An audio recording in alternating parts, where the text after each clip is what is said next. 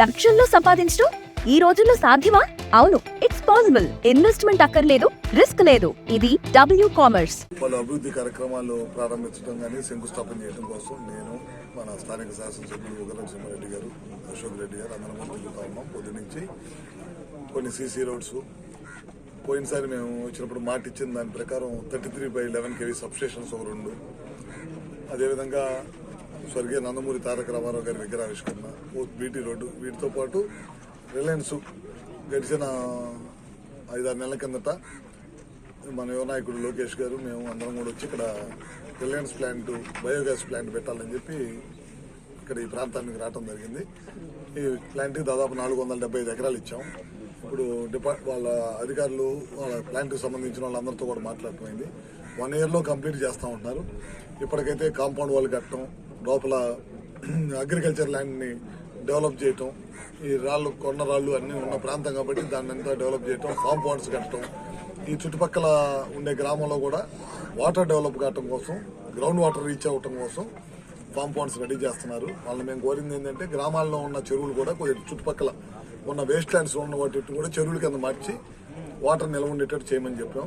తప్పకుండా చేస్తా ఉన్నారు. ఈ ప్లాంట్ మార్కాపురం ప్లాంట్ అయితే ఈ సంవత్సరంలోనే June, Julyలో ఇచ్చేస్తామని చెప్తున్నాడు. ప్రొడక్షన్కి వచ్చేసి అక్కడి నుంచి వర్క్ ప్రారంభించబడతారు. గ్యాస్ తయారు చేయబడింది.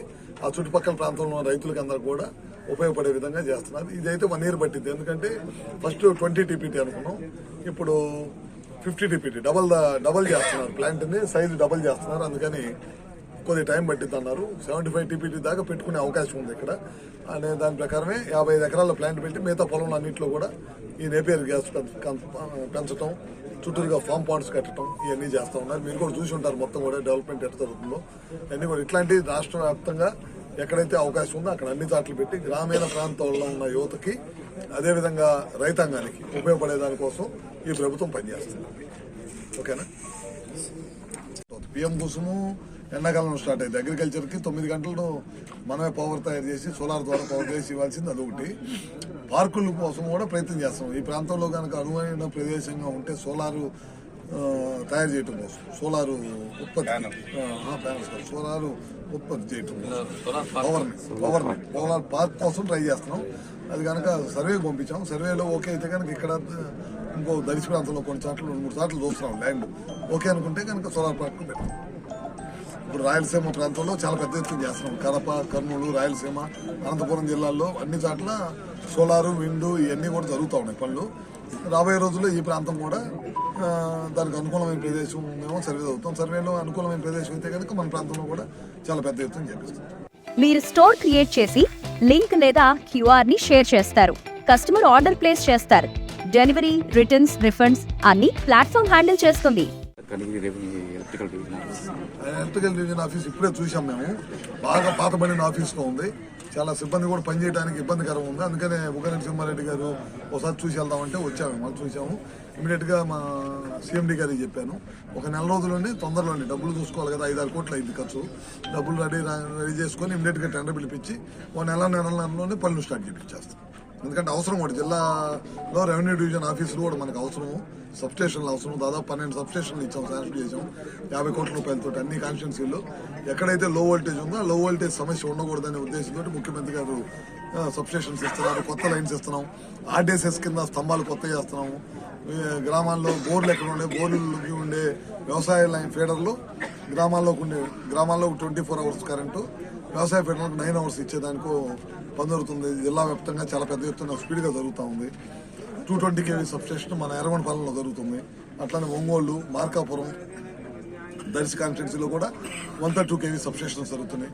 పవర్ డిపార్ట్మెంట్కి సంబంధించి జిల్లా వ్యాప్తంగా, రాష్ట్ర వ్యాప్తంగా చాలా పెద్ద ఎత్తున వేగవంతంగా పనులు జరుగుతున్నాయి. గడిచిన 5 సంవత్సరాల్లో ప్రభుత్వం జగన్మోహన్ రెడ్డి ప్రభుత్వం ఒక్క పని కూడా చేయకపోవటం వల్ల ఒకేసారి పౌరకు సంబంధించిన చాలా పెద్ద ఎత్తున పనిచేయాల్సి వస్తుంది.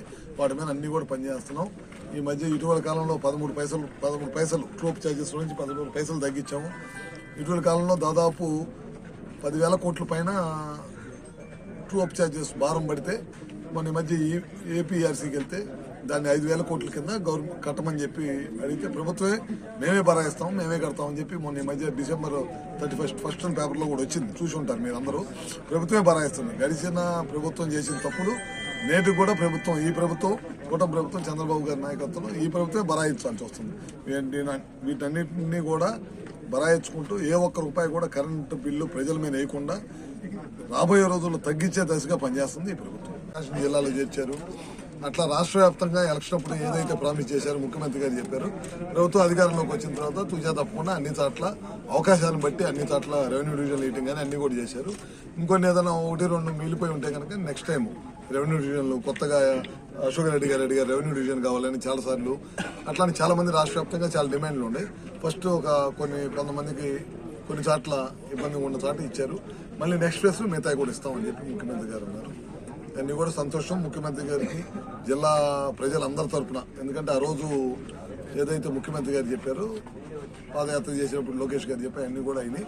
దాంతోపాటు వెలుగొండ ప్రాజెక్టుకు సంబంధించి 475-80 కోట్ల రూపాయలు మన సప్లై ఛానల్, మన ప్రాజెక్ట్ నుంచి సప్లై ఛానల్, ఫీడర్ ఛానల్ ఉంది, దానికి కూడా శాంక్షన్ ఇవ్వడం జరిగింది.